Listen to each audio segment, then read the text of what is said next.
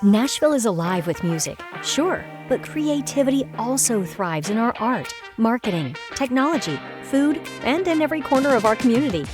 On Creative Assembly's The Spark podcast, our mission is to amplify Nashville's diverse creative voices, foster growth through shared journeys, and inspire a city that thrives on collaboration. Each episode will take a deep dive into the lives and passions of Nashville's most innovative minds. We'll explore their creative processes, the challenges they face, and power of collaboration, along with so much more. Welcome to the Spark Podcast, brought to you by Snapshot, a digital agency on a mission to serve with heart, execute with excellence, and build something bigger together. And now, here's the Spark. Hey everyone, welcome back to the Spark, where Nashville's creative leaders share their journeys and insights.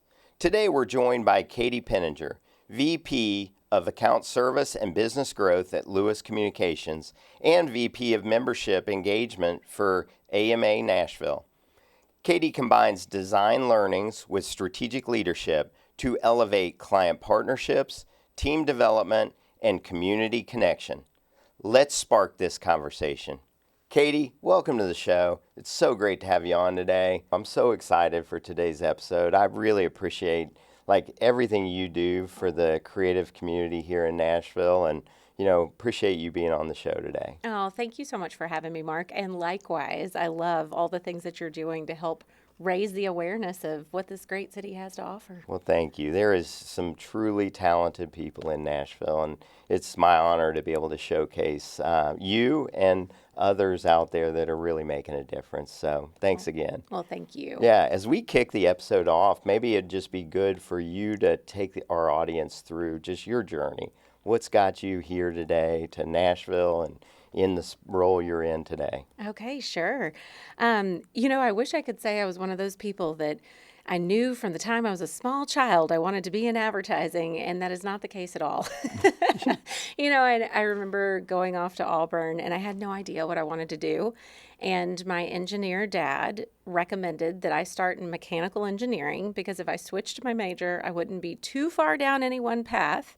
And I'm so glad I listened. He was 100% right, other than I had more math and chemistry than I ever would have needed for graphic design. And I had a dear friend who was in the graphic design program, and I started paying attention to what she was doing. And I was like, oh my gosh, this is your major? This is, all the things that I've enjoyed from a creative standpoint. And so I switched my major, got a degree in graphic design, was fortunate enough to get my first job right out of college at a small boutique agency in Evansville, Indiana, where my husband's from. And, I think that was such a gift because I was able to get so much exposure. Being a small agency, we were thrown into things that I think had I been someplace larger, I never would have gotten that kind of exposure. And as a result, we all wore many hats, no pun intended, that we were doing the creative, we were doing the account service, we were doing whatever needed to be done, which I think set the stage for when I was ready for a transition, I started thinking about account service. So I don't have the typical account service background. I started on the creative side for 10 years. And then, I think that wasn't, it was time for a shift. And this position at Lewis came open for an account role. And I had been thinking about that. And that was a hard transition to make because I felt like I was giving up and everything that I had worked so hard for and kind of abandoning who I was. But it was the best decision I ever made. And I kind of felt like, okay, I'm going to try this. If it doesn't work, I'll go back. And now being in this role, I can't imagine doing what I do today had I not had that as my background. So. Yeah. Well, that's interesting. So as you manage accounts and you're working with creatives, do you find yourself more critical on the design aesthetics of the work you guys do, or is it copy, or do you, with your background being I started as a designer? Yeah, honestly, I would say I think my appreciation for it that I think we all share. Having come from that side, I think I'm so fortunate to have the understanding of knowing what it takes to do the things that our teams are doing and have just such admiration for the work that's being done and the incredible talent that and it's so wonderful to still feel a part of the creative process. It's just in a different way. Yeah.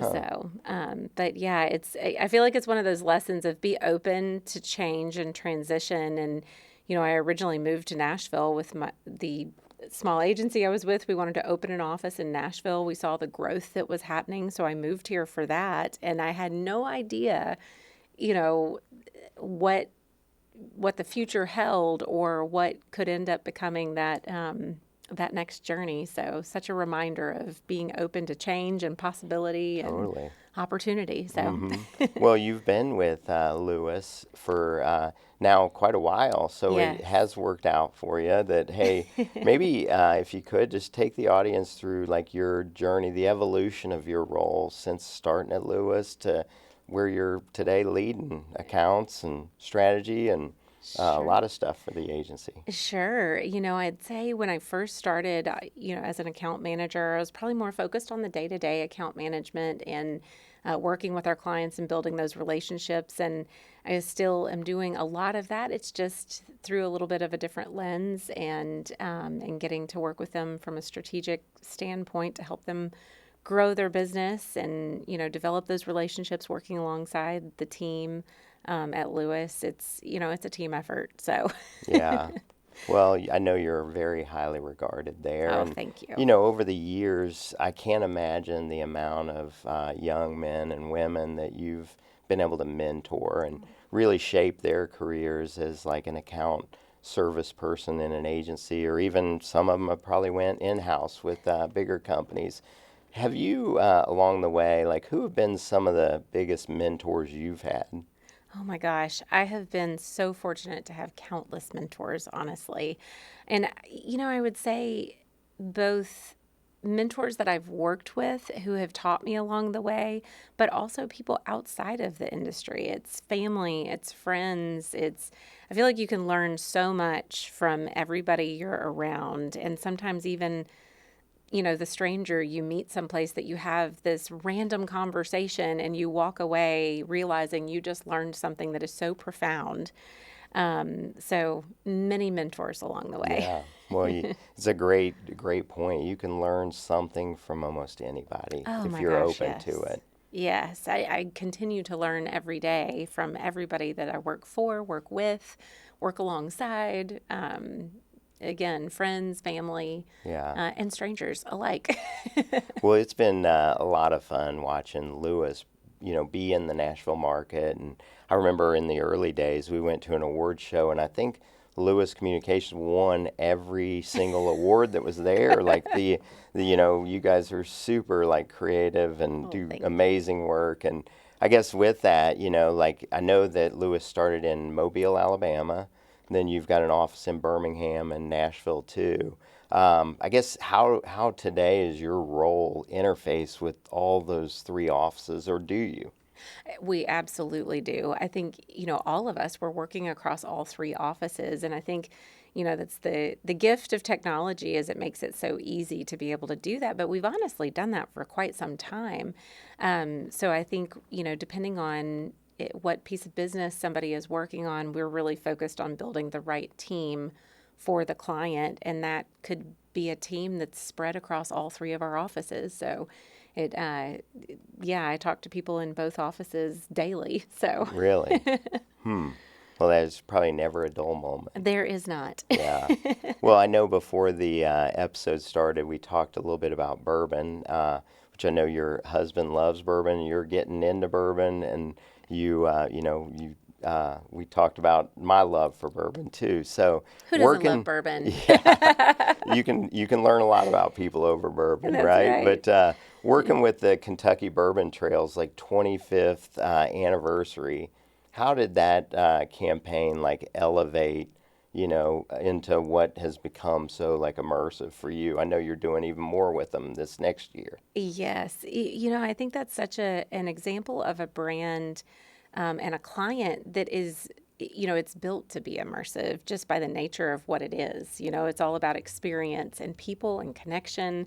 And we say, bourbon brings people together. That was such an early insight that we had. Honestly, before we even won the RFP, we were doing some research with my husband's local bourbon group, and we invited them in to just listen to them talk about bourbon. And what we found, and one of them said, he said, bourbon is just the facilitator. This is really, it's about community. It's about bringing people together. It's meeting people that you never probably would have met otherwise. And they've formed these amazing relationships. And so I think all of that has gone into the work that you're seeing come out and has inspired so much, even down to the first ever World Toast to Kentucky Bourbon that we did last year. We're prepping for the second annual and partnering with Bourbon and Beyond. Those are all about bringing people together, connecting people. And I think that's just been a fun journey combined with a client that they're the dream client is what I say, because they are such good partners. We're partners together in this. And I don't think you find that every day, that you find that client that they really are open to ideas and let's collaborate together and push each other. And they welcome that. And so it's been an exciting piece of business to work on to help them grow and help that entire industry, because there's so many incredible people behind it. Yeah, I'll bet that is such a fun account. So It is. I can only imagine. It is. Well, I don't know where I saw this, but I think I may have read something about something you said, like bold marketing decisions. And I guess I would ask, like, what does bold marketing decisions mean to you? And how do you implement that with your team and, like, the clients that you all serve? Oh, great question. I think that can look so many different ways, because I think a lot of times people think the bold decisions are the ones that are getting the most attention and the things that we're reading about in, news coverage. And I think there are so many bold decisions happening behind the scenes that the things that we all hear about never would have happened if it didn't start with the bold decisions happening behind the scenes. And so I think, that is change is hard. It's scary. I think it's leadership making decisions that help inspire change, that force change, that get people thinking differently.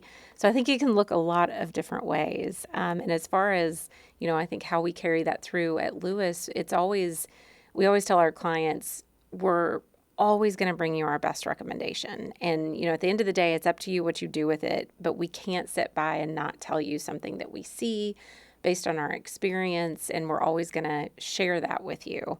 And so I think that's something that's such a part of our culture, is developing relationships with our clients that allow us to have those kinds of conversations and to be open with each other and to collaborate and to just get to the best decisions together. Yeah, wow. Well, as you lead your team of client service across multiple different offices, I guess, what are some of your biggest priorities right now as the company continues to evolve with your client service? How do you approach that? Oh gosh, and I definitely am not alone in that. Again, we have a team leading across all three of our offices, and I think for us, the root of it is developing and building those strong, good relationships. I think that still is the heart of what leads to the best work, because you have that strong communication. I think, we're all, of course, focused on all the emerging trends, AI, how much data we have access to, how do we use that for our clients' business to make the work smarter and bring all of that together. So I think, we just try to make sure that we start with building the right foundation and making sure we know our client, we know their business, and we really understand at the end of the day, what are they trying to accomplish, so that it's not just about the next campaign, it's about their business overall, and how do we make sure we are thinking through, what do they need now, but what do they need in the next 5 years, and help them plan that for that along that entire journey. Yeah, that's so meaningful, I'm sure, to the clients, like to know that, hey, you're in their business just like they're in their business and you're thinking on their behalf. And so being able to teach your team that, I mean, we talk about it on the daily, and I'm sure you do as well, of Yes, how important that is. it You know, is. I wanted to invite you to our next Creative Assembly gathering. It's our relaxed, bi-monthly networking event in East Nashville, where ideas spark over drinks and creative collaborations come to life. We meet at 1530 Riverside Drive with light snacks, refreshments, and plenty of free parking. Whether you're an agency owner, part of a creative team, a freelancer, student, or even a business owner curious about collaboration, you're always welcome at Creative Assembly. RSVPs aren't required, but they help us plan for space and treats. Just search Creative Assembly Nashville on Eventbrite or visit creativeassembly.agency/events for details and the RSVP link. Come ready for connections, conversations, and creative collaboration. We can't wait to see you there. Katie, like looking back over your time at Lewis, has there been another project that maybe you look at and you say, God, this was a defining moment for the agency? There's been so many that I've learned about prior to ever even being at Lewis that I would say were different defining moments. Lewis has such a long history, so it's hard to think of just one. But I think for me personally, some of the verticals that I've been able to work in, like healthcare, for instance, was one that prior to coming to Lewis, I think I had a different perception of what that looked like. And it has been so rewarding to get to be a part of work with our healthcare clients that you feel like an extension of this incredible work that they're doing to better communities and help people.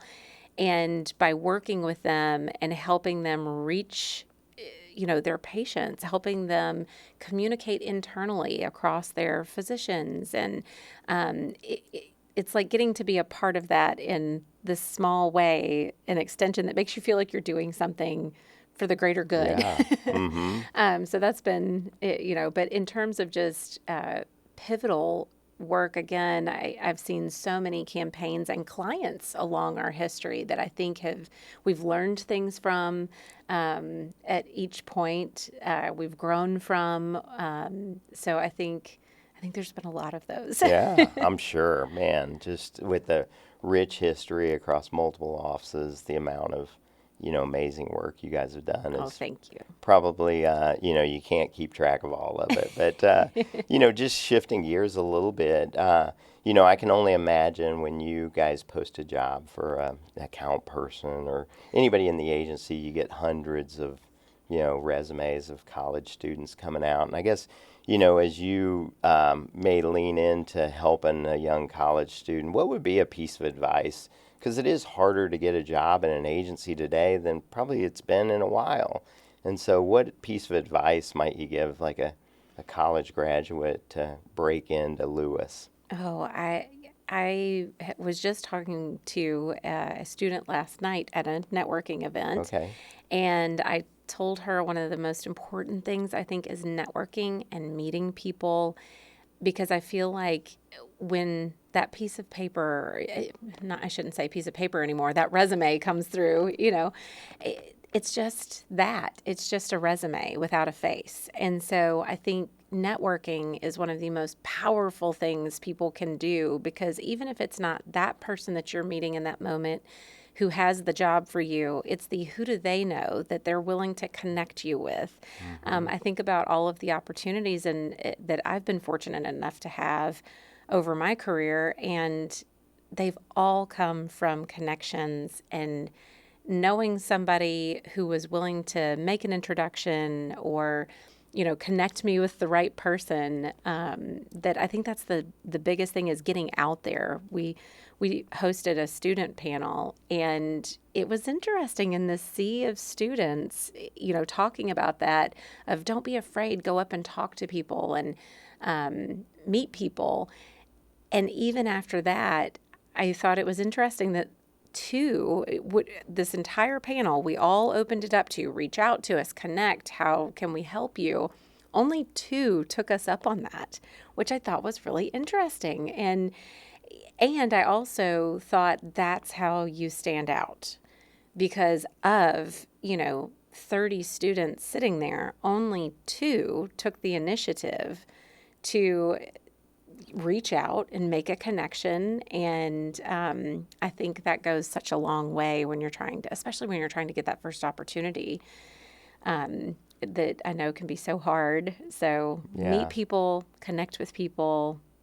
That's great advice. And I mean, you are a consummate networker, and I know you're involved in a lot of things. And, even as an agency owner, I mean, I hear it from so many, small to mid-sized agencies that, they're down in the work and they've got their head down, and 3 years go by and they don't even know what's going on in the community. They're not involved in a lot of stuff outside. And then it's like, oh God, now I got to start this networking. And it's like, you should be networking all the time, for new clients, new employees, so it's, I guess that same, piece of advice I would give to other agency owners or professionals out there. So I could not agree with you more.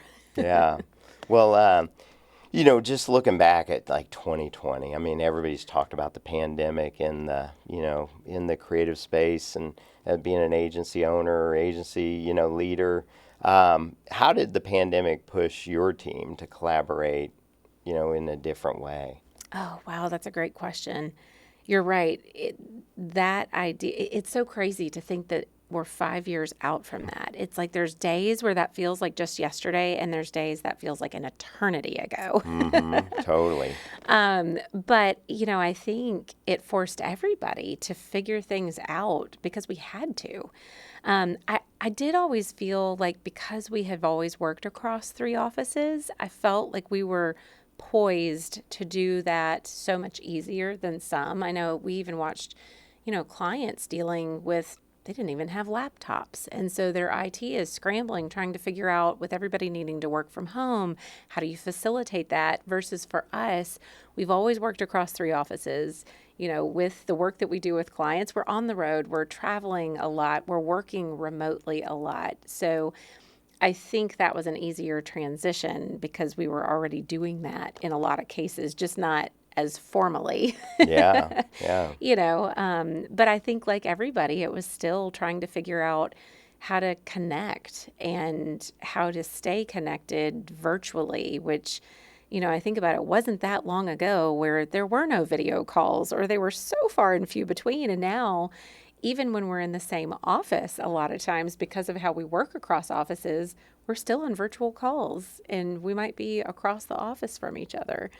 I think there's pluses and minuses around all of it, but I think that's where we are really trying to make sure that we focus on those in-person connections too, that I personally love seeing how many people seem to be wanting that again. And I think you and I were talking about even these networking events and just people getting together. I think everybody's craving that in person. Totally.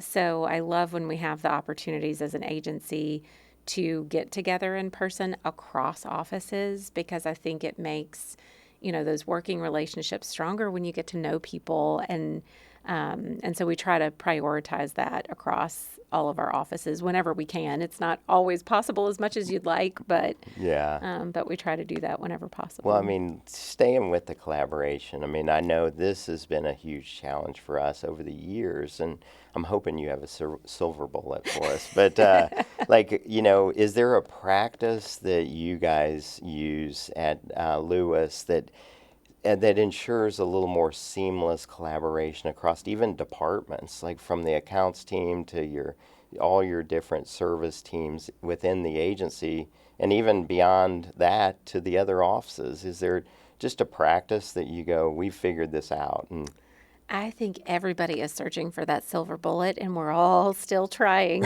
wherever we can to improve. But I would say the thing that we really try to focus on is the communication piece, and reminding people to pick up the phone.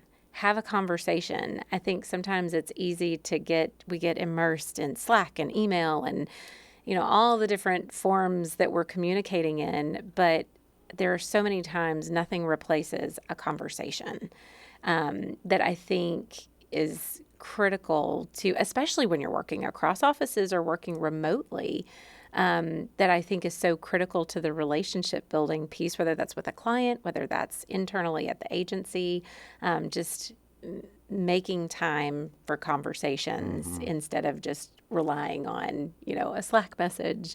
So much can be lost and or not communicated, Well, that's a great lesson. I mean, it's interesting. You probably don't see this that often, but, I find from time to time, even, some of the younger team members, like you'll be 5 or 6 emails back and forth with a client, and it's like there's still confusion, and it's like, why didn't you just pick up the phone like on the second one, and it would have solved it and saved you a lot of heartache. Exactly. Yes. And I do think that's something that kind of got lost, that I feel like the pendulum always swings back. And so that's what I keep seeing with all of these things that are happening. It does feel like it's pushing people back to, I think, things that we used to feel were fundamental and weren't things that we had to be intentional about. It was just the way things worked because you didn't have that kind of technology. Yeah. But I think you're so right. You do see that all the time. It's like, oh my gosh, walk down the hall, have a conversation, pick up the phone. Yeah.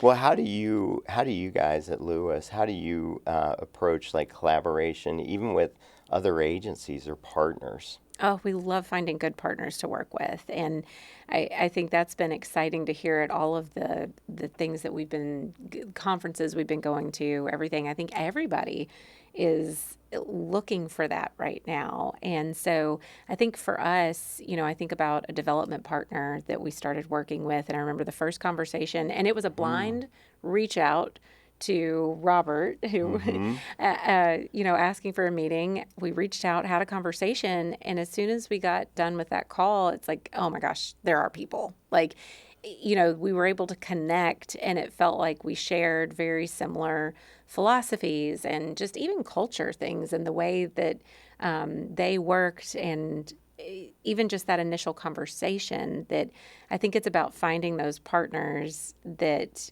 you can do your best work with and collaborate and be an extension of each other's teams, no matter what that is. Katie, what's something that you all do at Lewis to like protect the culture that you've built over the years? Oh gosh, that's a great question too. I don't know that it's any one thing. I think there's many things that go into that. I think we always talk about, you have to hire for culture. You can't force culture. And so, I think sometimes some may feel like we have a rigorous interview process and we have people talk to a lot of people throughout the agency, but there's intentionality behind that, because I think, you've got to make sure you're finding people that you can do your best work with. And that's across departments. So, and I think that's a benefit to whoever's interviewing as well. We spend so much time with the people that we work with. So we always say at the end of the day, you better like who you're working with and have fun together. And who are those people that, that you want to spend time with? And we always say, who are the people that you'd go have a beer with after work? And, I think that's just a fundamental part of the culture. Is it's about relationships and people, and finding the people that you can work hard with but have fun with too. Yeah, it is so important. Is there a common, like, just staying on this question, is there a common like trait that you go, how do they fit the culture? Is there just one or two common things that you go, you got to have this and this, or there's just no way you could get to the second round? Oh gosh. I would say some of that would be, you can't take yourself too seriously.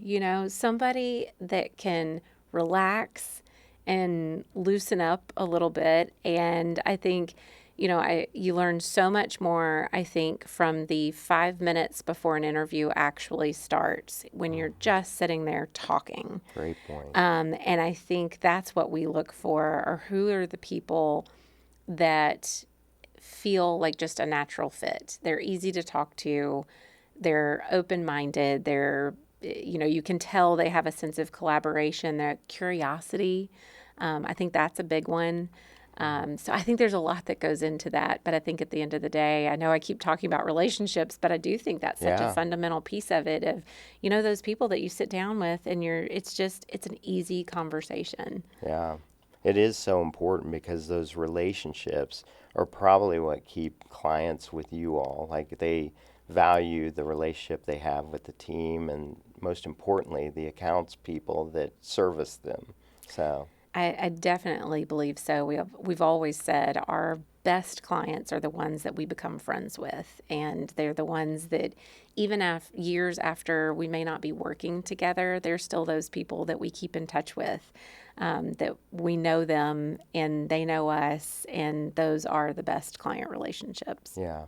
What do you love the most about what you do today?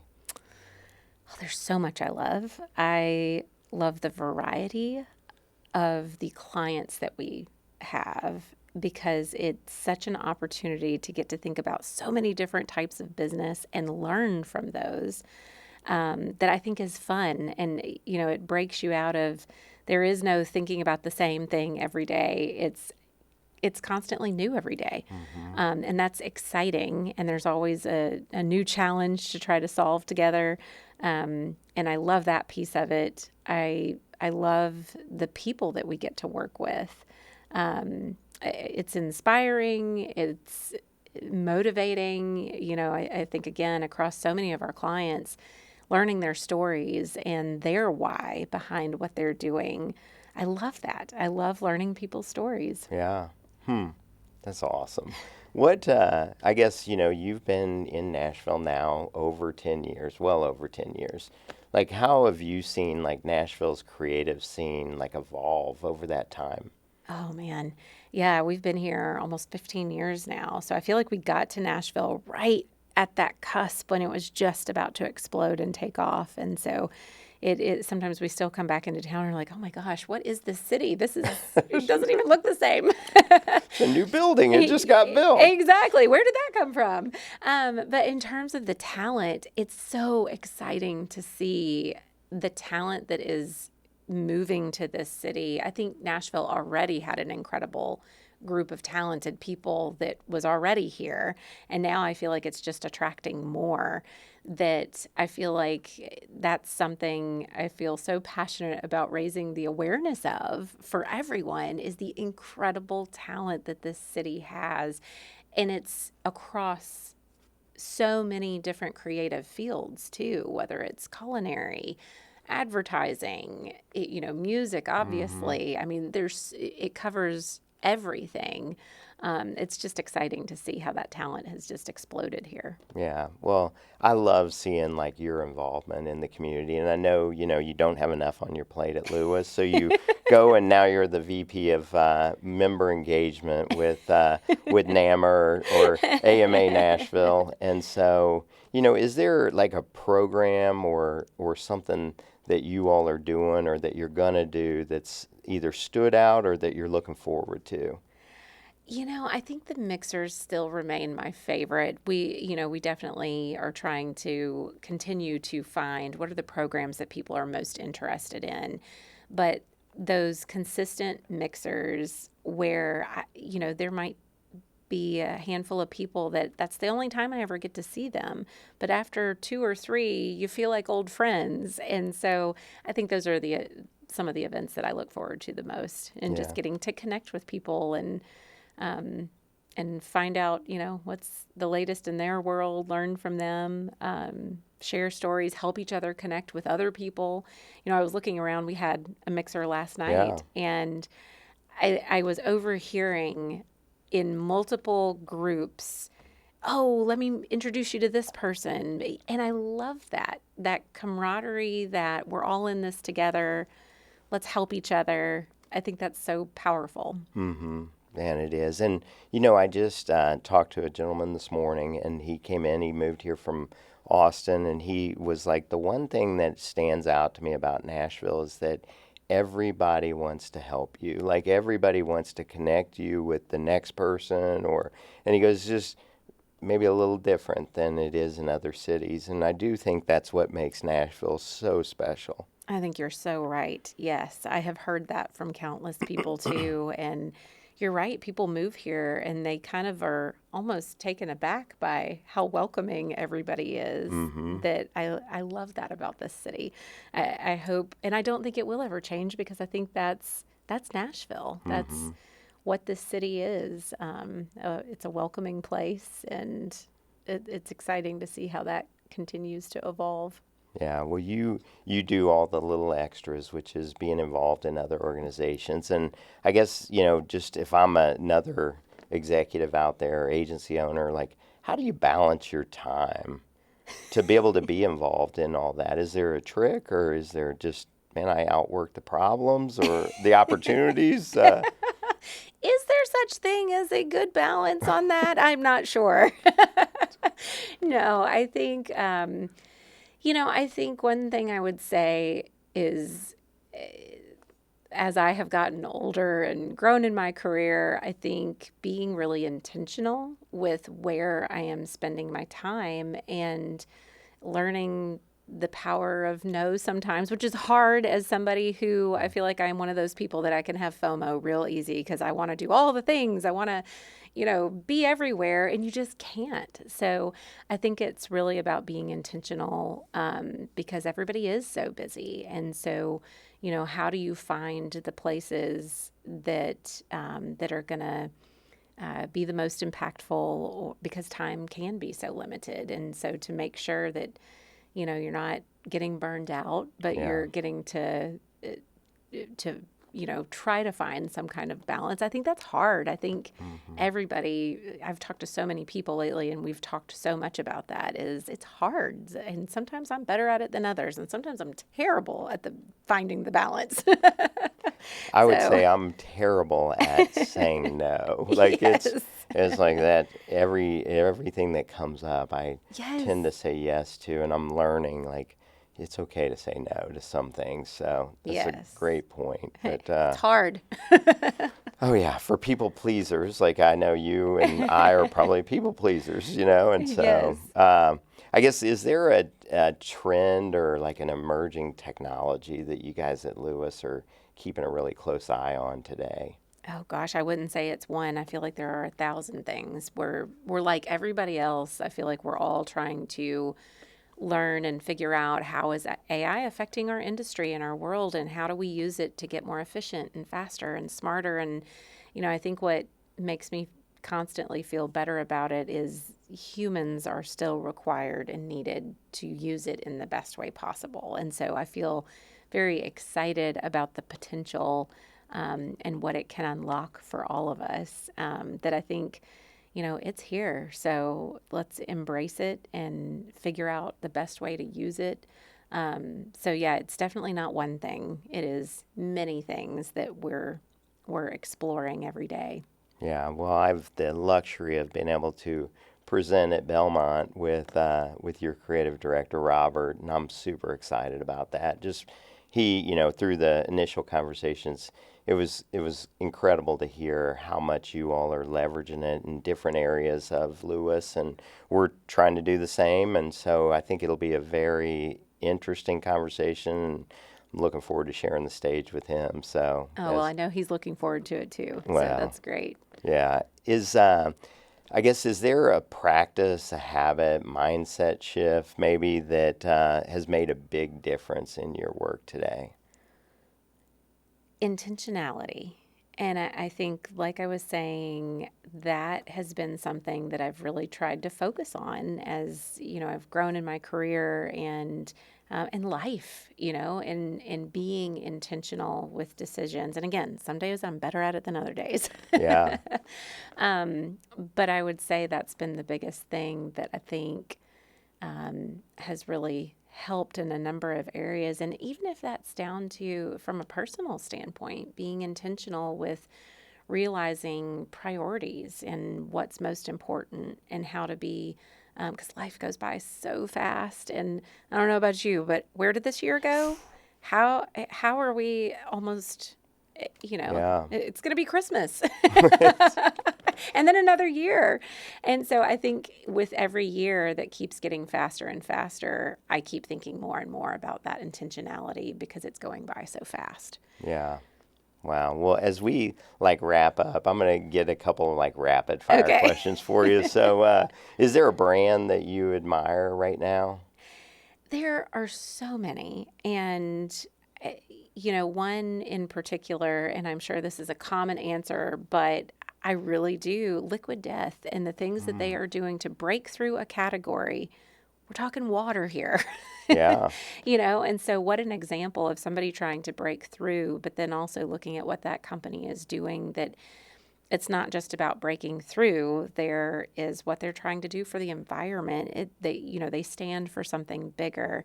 That I think, looking at that from a number of different aspects, I think it's admirable what they're doing in that Yeah. space, and it's incredible and a fun brand that they What have an built. incredible story, too. It truly is. I was at a concert last weekend, and I love overhearing people discovering Liquid Death for the first time because somebody had ordered a water, and they handed him a can of Liquid Death, and he said, "Oh, no, I wanted water." And they're like, "It is water, sir." And he said, "This doesn't have alcohol in it." It's like they're at a concert, and I love that. That's going to get so, and I listened to him walk away talking about it and just marveling at this. And I think when a brand can do that, get people talking, Yeah. that's success. I listen to a lot of podcasts, but one I think that I heard the story on was How I Built This podcast. that one.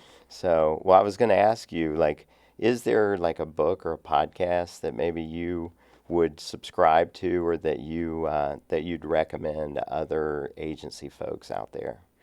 That one in particular, I love. It is fascinating listening to how people build these Yeah. iconic brands and listening to them be so honest and vulnerable with the realities of, it's not easy and what they tried that didn't work. So I love that podcast too. Another one I really love is the CMO podcast with Jim Stengel. Okay. And I love the guests that he has on. And I think that's such a great one to remind us what are the challenges the clients that we're working with are facing across a number of industries and their day-to-day reality, that I've learned so much by listening to that podcast. That's a good one. Yeah, I have not subscribed to that one yet, but that I've heard a lot of great things about that podcast. So thank you for sharing. How about a piece of advice that you'd give to your younger creative self now? Oh, so many things. That hindsight's 2020,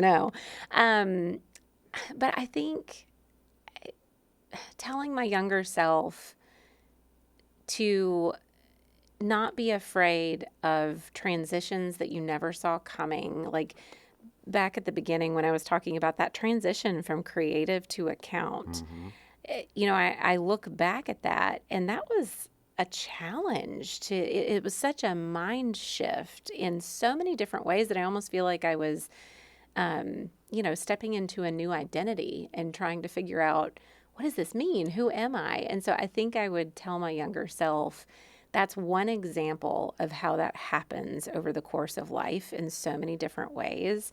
And what I feel like I keep learning is, and start to look forward to, is, oh my gosh, all these things that I thought.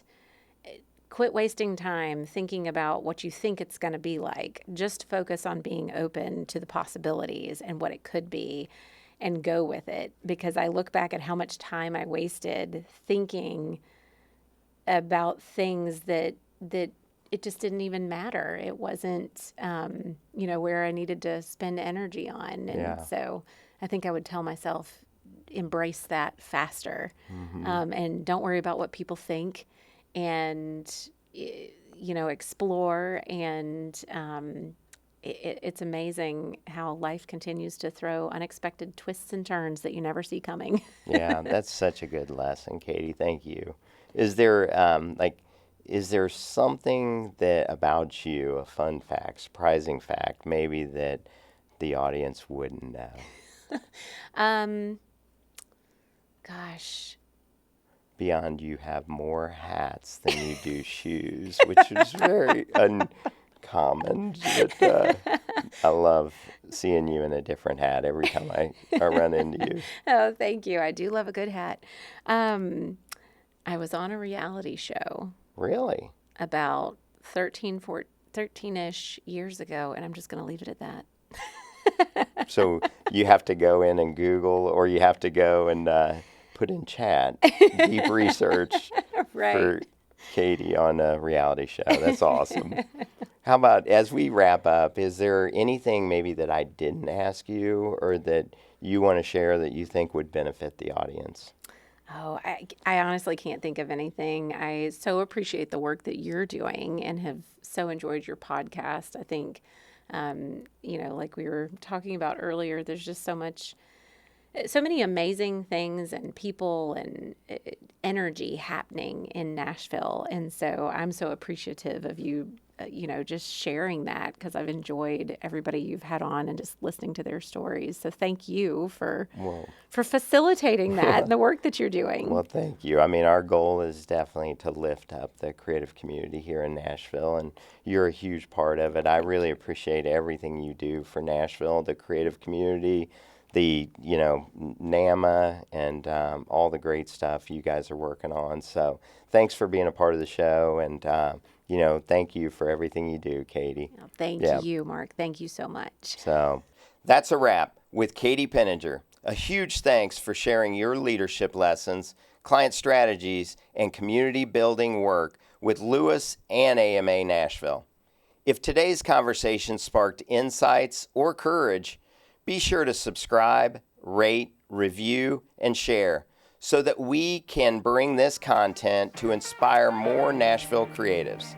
Until next time, stay strategic, stay inspired, and keep that spark alive. And that's a wrap on this episode of The Spark from Creative Assembly. Thanks for spending time with us and exploring the minds shaping Nashville's creative future. If you're walking away more inspired, connected, or energized, that's exactly the point. A big thank you to our sponsor, Snapshot, and the incredible team behind the scenes who make this show possible. Your support fuels every conversation and keeps collaboration alive. So if you haven't already, subscribe wherever you get your podcasts and leave us a review. Thanks again for tuning in. Until next time, stay creative, stay curious, and keep that spark.